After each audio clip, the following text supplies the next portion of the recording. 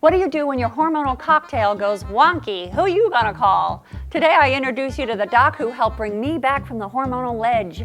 Seriously, I was gonna jump. Hey, it's Kim Castle. You're watching kimTV, where you discover how to live agelessly. I was always go, go, go, do, do, do, until one day I woke up and I didn't. It had gotten so bad I couldn't get out of bed. Something really wasn't right. Luckily, I discovered Dr. Kent Holtorf, who specializes in hormone imbalance, hypothyroidism, and fatigue. Jackpot! He's been featured on numerous shows, including CNBC, ABC News, CNN, Extra, Discovery Health, Today, and many others. I asked him to explain what hormones really do and what can happen when you don't pay attention. So, Dr. Holtorf, when I first came to see you, I really felt awful. You remember that? It seems Yes. just a few months ago. And I was depressed, and I was feeling fatigued, and my body ached, and I just really felt like crap. And the interesting thing is, I had no idea how long I had been feeling like crap. I just lost really all will to live in that sense of being vital. Is that something you see a lot in your patients? Oh, we see it just over and over and over. Patients come in, been feeling terrible for years. They go to their doctor. The doctor checks a cholesterol and a CBC and a chem panel and says, oh, you're fine, but your cholesterol is a little high. And patients just live with it. And their friends are all tired. So they just think it's normal. Then all of a sudden we optimize their hormones, including their thyroid and their adrenal hormones, their estrogen, progesterone, testosterone. Also go, oh my gosh, I really didn't realize how bad I was feeling. And that was the first thing you did for me, is the hormones. Now, why do you think doctors don't typically go to the hormones? It's interesting. Well, you look at, obstetrician gynecologists, they're not really hormone specialists. They don't want to do that. They are surgeons.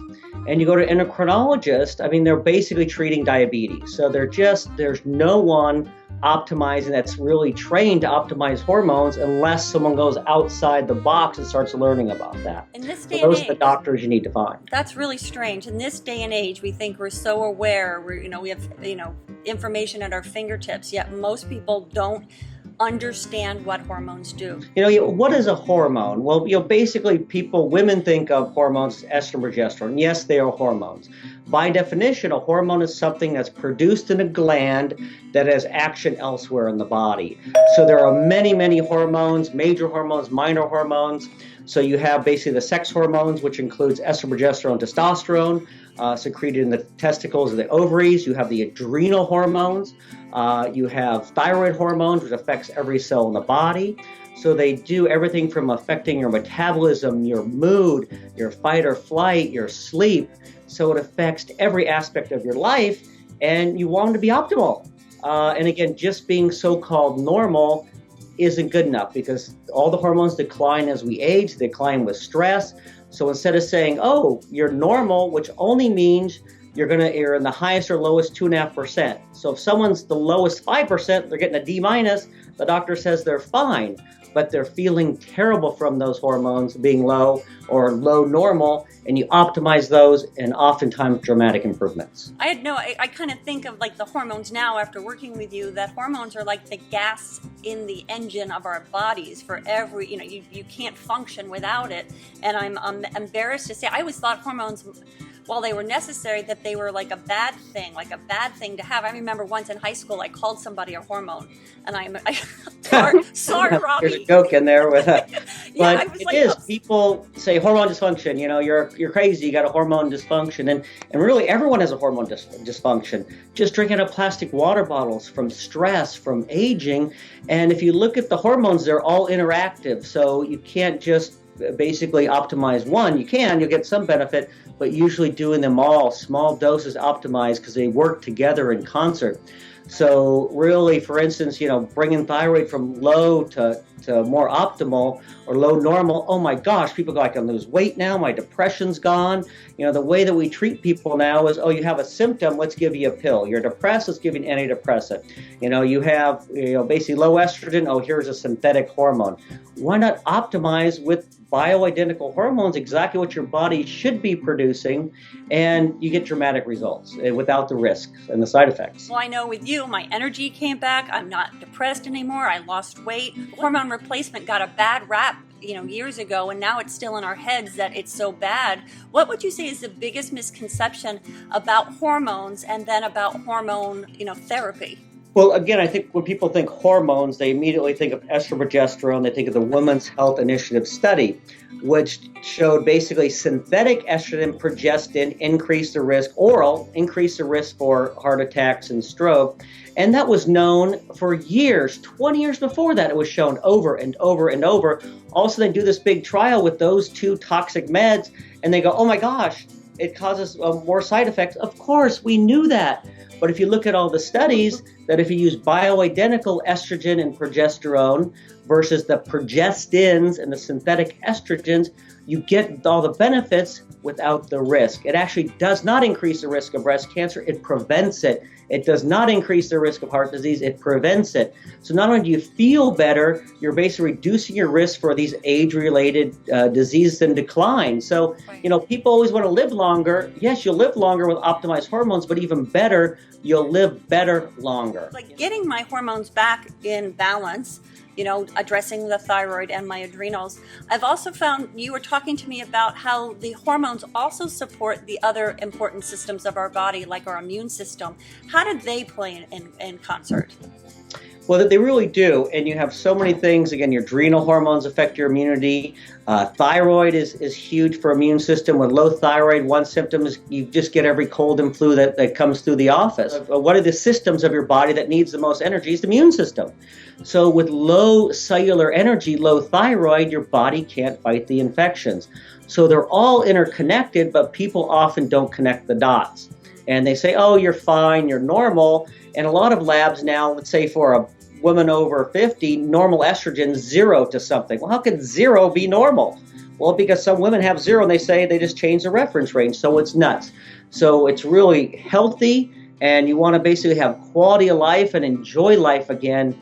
Get your hormones checked and get them optimized. What would you say is some of the signs that somebody could start looking for in their own body that they don't just say that's getting old? What should they look for? And the thing is, there's so many signs and symptoms that people associated with aging that can be reversed with hormone optimization.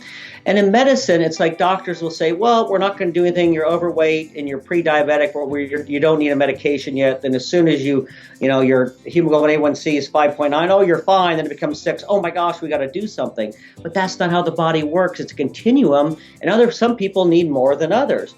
So really, a typical, you see your hormones decline. You'll see women, they'll start getting PMS, irritable, lack of sleep, poor. They don't get that restful sleep. Heavy periods. They'll start being fatigued, weight gain. They'll start getting weight in places that they didn't have before. Depression, or just kind of blah, saying, I don't feel like doing anything anymore. All the joy is gone.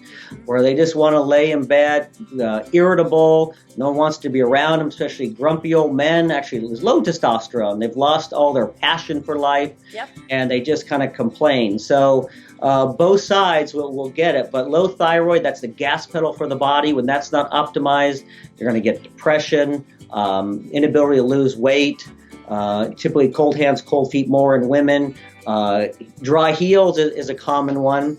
So, and also what's shown is basically it's a vicious cycle. Once you gain weight or diet, your body lowers your thyroid level. So now it's a vicious cycle. The more you diet, the lower your metabolism because your thyroid's dropping, and they keep saying exercise more, eat less.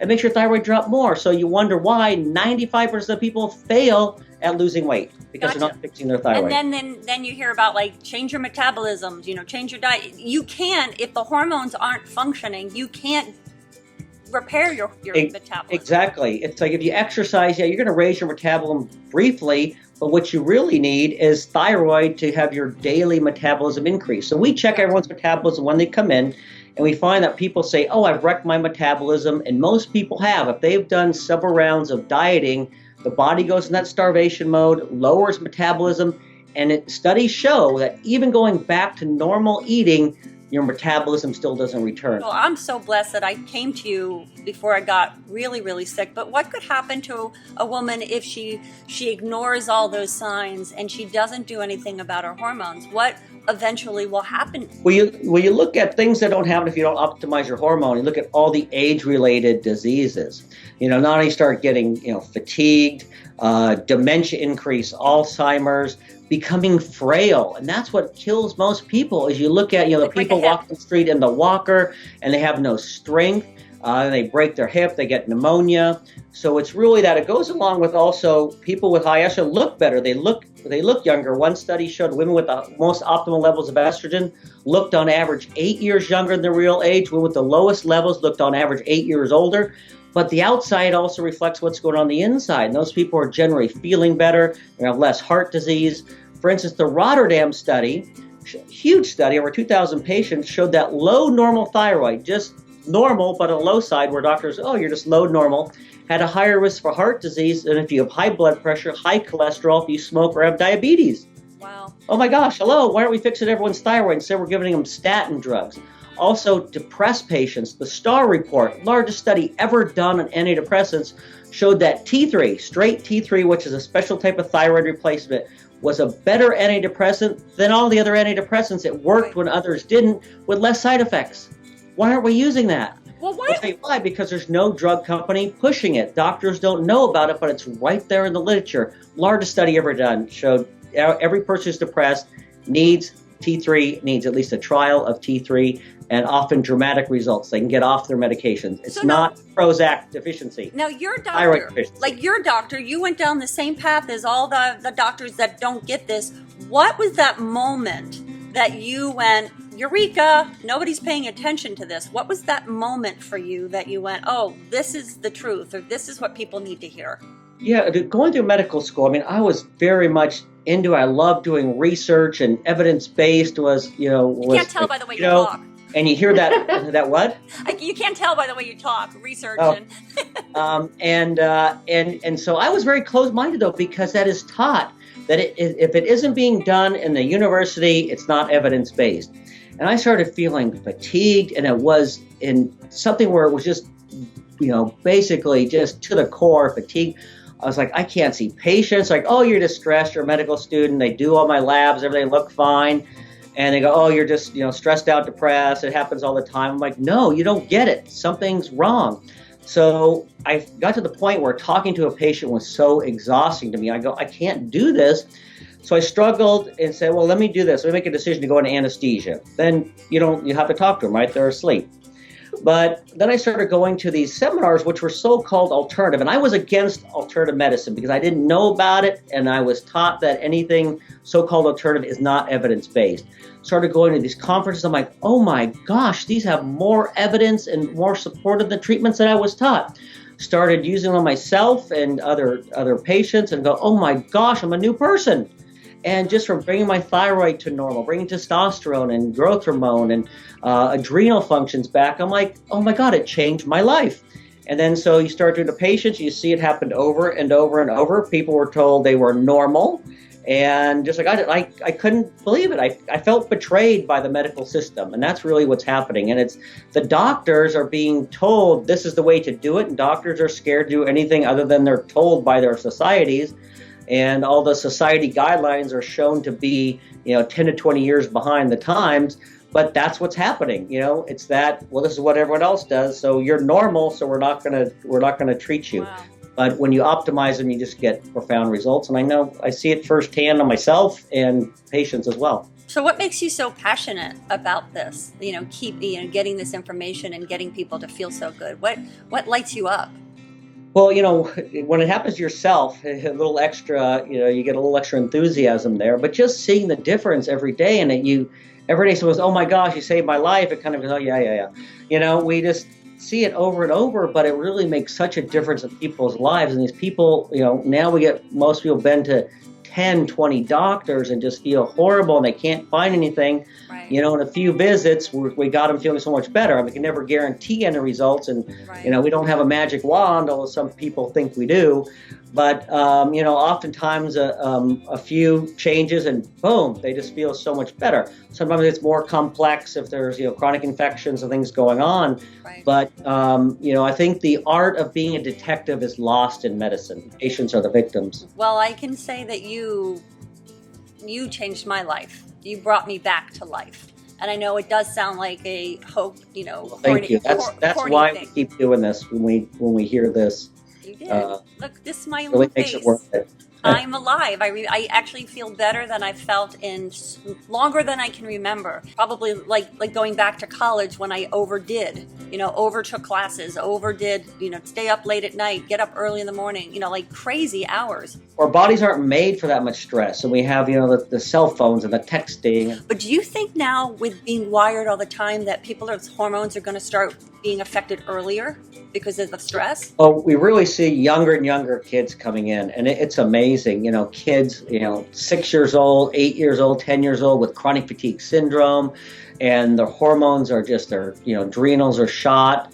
Thyroid's terrible from stress. All the pesticides and plastics, they basically shown to block the hormone receptors. So, I mean, it's a bigger and bigger problem, and we're finding, we're having younger and younger people come in. We weren't really pediatric practice, but we're having to do it because the parents are like, you got to do something for my child. It was an A student. Now he's too tired to go to school.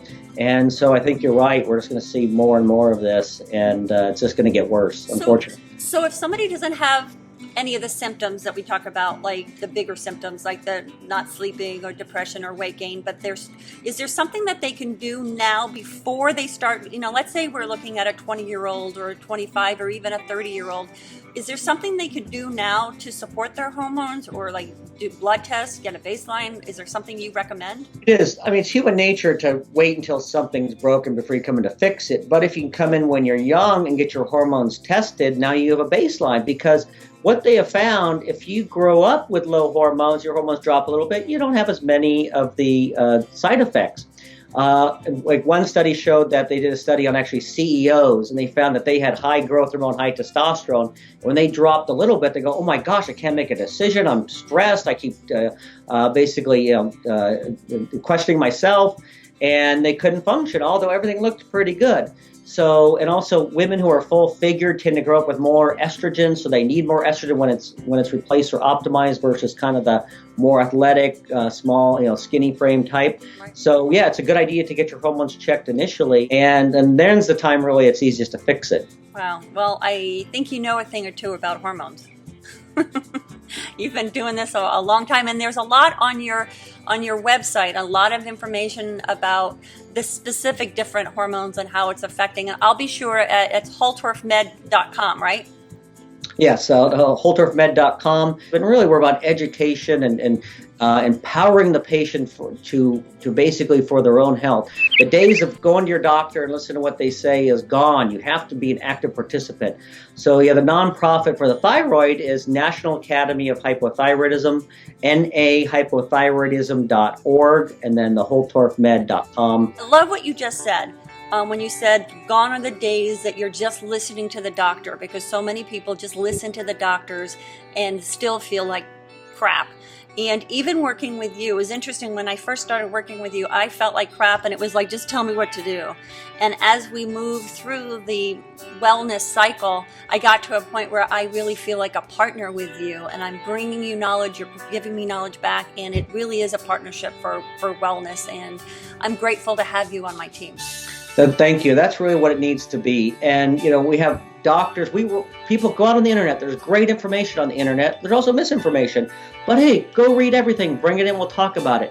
If a doctor refuses to discuss articles and information you got from the internet, find another doctor.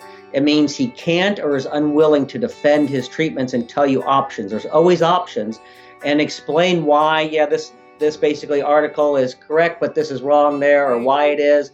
And if you don't have a doctor like that who just basically feels insulted, or who do you think, I have my doctor from Harvard, don't question me, run, find another doctor, because he can't even defend his treatments. Gotcha. So one final question. If you had a magic wand that you could beam on all your patients, what would you deem on them?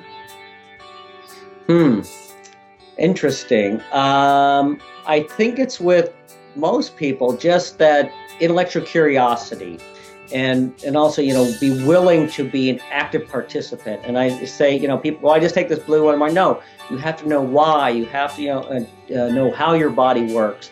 I mean, to an extent that you know why you're using everything. So I think that makes all the difference. And I think the expectations there, then they understand them.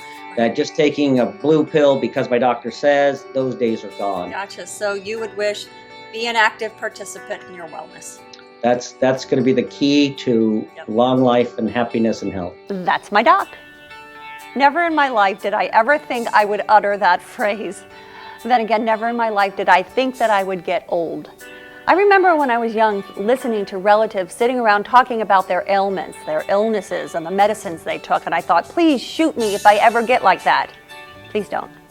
I was certainly heading in that direction. Fortunately, I found Dr. H, and my whole journey back to me was captured for an upcoming reality series called Aging Ungracefully. Do you have a question for Dr. H? Enter it in the comment section below or tweet me at Kim Castle, #HappyHormones, and I'll personally make sure that he answers it.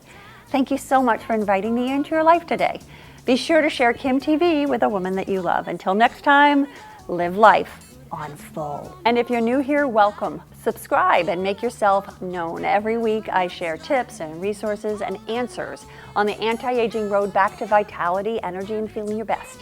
By subscribing, you'll be personally notified when I do, and then you can be a part of the conversation. Just log into YouTube with your Gmail account, subscribe by clicking on the red button, and then share your experience in the comment section below.